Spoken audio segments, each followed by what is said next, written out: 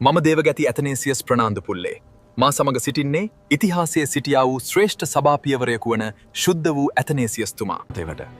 එවකට සභාව රෝම පීඩාවෙන් නිදහස් වුණාට පසු සභාවේ බහුතරයක් යේසුස් ක්‍රිස්තුස් වහන්සේගේ දේවත්වය විශ්වාස කළේ නැහැ. නමුත් කුද්ද වූ ඇතනේසියස්තුමා යේසුස් ක්‍රිස්තුස් වහන්සේගේ දේවත්වය වෙනුවෙන් තදින්ම පෙනී සිටියා.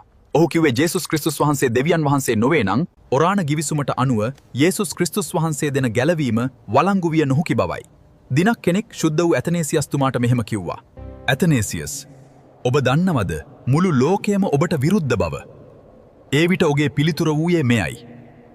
If the whole world is against the truth, then I am against the whole world. මුළු ලෝකයම සත්‍යයට විරුද්ධ නම් මම මුළු ලෝකයට විරුද්ධ වෙමි.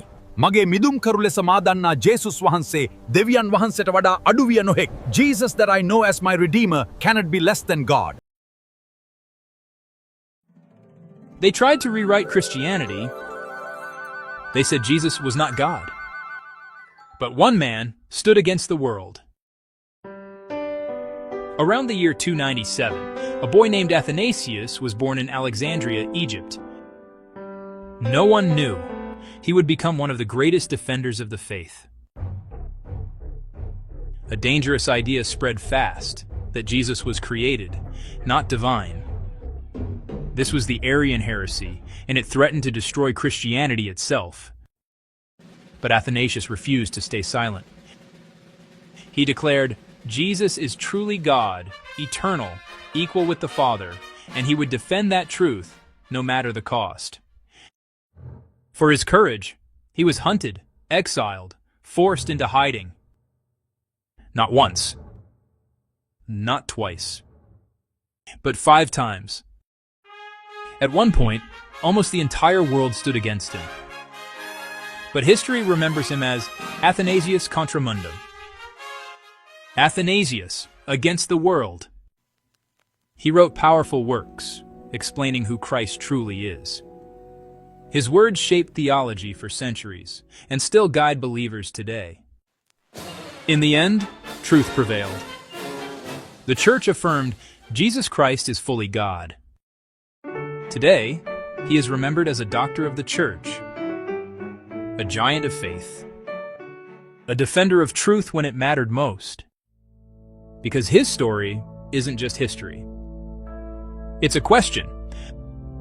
Will you stand for truth, even if you stand alone? Faith isn't always easy. But sometimes it takes just one person to change everything. What if the books of the New Testament had never been clearly defined? In the 4th century, Christians across the Roman world were reading many different writings in their churches. Some were faithful, others were confusing, or even deceptive. The question of which books truly belonged in Scripture had become urgent. The Bible itself is not one single book, but a collection of writings by many authors. These are divided into the Old Testament, written before Christ, and the New Testament, written after his coming.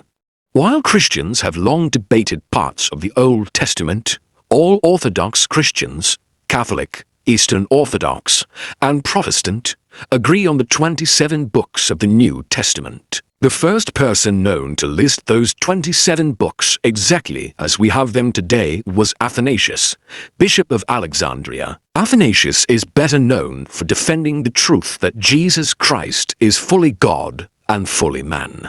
For standing by the Nicene Creed, he was exiled 5 times and spent years driven from his church.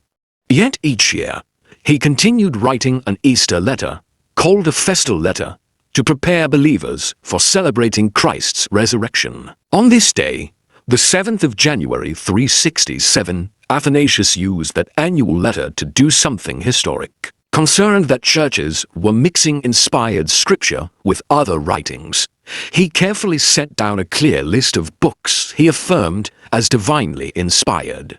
While earlier bishops had attempted similar lists, none had been widely accepted. At the time, some churches still treated texts like the Didache, the Epistle of Barnabas, and letters from Clement as scripture. Athanasius removed them He also rejected Gnostic writings, such as the Gospel of Thomas, because they contradicted apostolic teaching. Importantly, Athanasius kept books that others doubted, like 2 Peter, Jude, and Revelation, recognizing that all true scripture came from the apostles or their close companions. For the Old Testament, Athanasius affirmed the Hebrew scriptures and rejected the Apocrypha, which were included in Greek translations but not in the Hebrew Bible. He closed with words that still echo today. These are fountains of salvation. In these alone is proclaimed the doctrine of godliness. Let no one add to them, nor take anything away. What Athanasius did not invent the Bible, but he helped the church clearly recognize it.